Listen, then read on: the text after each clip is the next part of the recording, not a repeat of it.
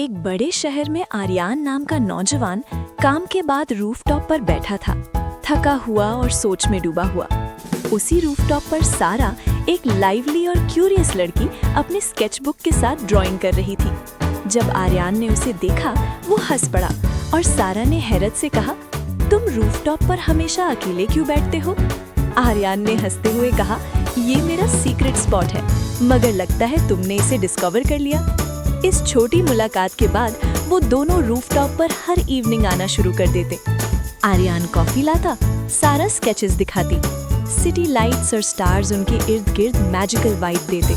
चंद दिनों में ये फ्रेंडशिप प्लेफुल फ्लर्टिंग और लाफ्टर में बदल गई और रूफटॉप छोटी सी मैजिकल वर्ल्ड बन गया, जहां जिंदगी के वरीज खत्म और खुशी की चमक बढ़ गई। रूफटॉप से सिटी स्काईलाइन, दोनों हाथ में हाथ डाले हंस रहे हैं और नरेटर कहता है, कभी-कभी जिंदगी के सबसे ब्यूटीफुल लम्हे सबसे अनएक्सपेक्टेड जगहों पर आ जाते हैं।